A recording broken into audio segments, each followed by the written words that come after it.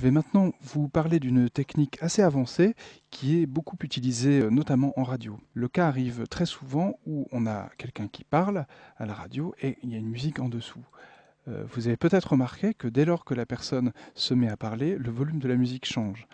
Alors dites-vous bien que ce n'est pas le technicien son qui a une main sur le fader en permanence et qui baisse la musique dès que quelqu'un parle. En fait, c'est automatisé avec ce qu'on appelle le ducking. Ducking, en anglais, c'est une technique qui va consister justement à automatiser ces changements de volume. Concrètement, comment ça marche? On va mettre sur la piste musicale un compresseur. Vous savez que le compresseur sert à maîtriser la dynamique d'une piste. Simplement, le compresseur va être déclenché non pas par le signal qui est sur la propre piste, mais par un signal externe qui va déclencher la compression sur le signal sur lequel il se trouve. C'est-à-dire, pour être plus clair, que quand la personne va se mettre à parler, elle va activer l'entrée du compresseur qui est sur la piste de la musique et celle-ci va baisser automatiquement dès que la voix a franchi un certain seuil. Voyons comment nous allons procéder. J'ai deux pistes, une piste de voice-over, une piste de musique. Je vais aller mettre un compresseur. Sachez que le sidechaining de l'audition ne marche pour le moment qu'avec le plugin de traitement de la dynamique. Le compresseur monoband ou le compresseur à tube ne prennent pas en charge cette fonction pour le moment. Donc je vais prendre traitement de la dynamique et je vais mettre un limiteur. Alors je réinitialise ma piste. Je vais faire en sorte que à partir de moins 25 dB, le compresseur agisse comme un limiteur. C'est-à-dire que sitôt que la voix aura passé le seuil de 25 dB, la musique va être compressée de manière assez brutale. Maintenant, il faut que j'indique à audition que le signal qui sort de ma piste voix doit aller contrôler l'entrée de mon compresseur. Pour cela, je vais utiliser le module Send. Pour le moment, je n'envoie le signal de la piste nulle part.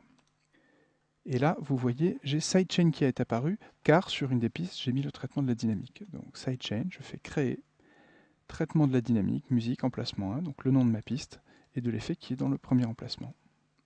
Voilà. Maintenant, j'ai donc le signal de ma piste vocale qui va entrer dans le compresseur de ma piste musique. Le volume par défaut a été mis à 0 dB. Donc on va écouter. Ça va nécessiter sans doute quelques réglages pour fonctionner de manière assez transparente.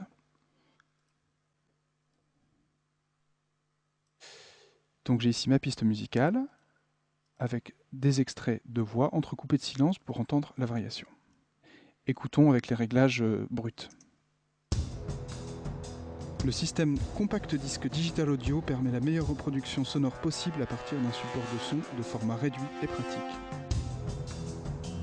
Les remarquables performances du Compact Disc sont le résultat d'une combinaison unique du système. Voilà, pour le moment, c'est pas encore très convaincant. Les variations de volume de la musique ne sont pas suffisantes et surtout, elles sont un petit peu brutales, un peu hachées. Donc, pour corriger ça, on va aller dans le panneau Paramètres du traitement de la dynamique afin de modifier le comportement du compresseur. On a deux parties qui vont nous intéresser, c'est le détecteur de niveau et le processeur de gain. On va changer le temps d'attaque et le temps de relâchement pour que l'action du limiteur soit plus progressive et que son retrait soit aussi plus progressif, de manière à nous faire des sortes de fondus enchaînés automatiques. Donc je vais monter le temps d'attaque par exemple à 400 millisecondes et le temps de relâchement à 1200 millisecondes, disons. Je vais copier ces réglages pour le processeur de gain. Écoutons voir si ces réglages sont satisfaisants. Le système Compact Disc Digital Audio permet la meilleure reproduction sonore possible à partir d'un support de son de format réduit et pratique. Les remarquables performances du Compact Disc sont le résultat d'une combinaison unique du système numérique.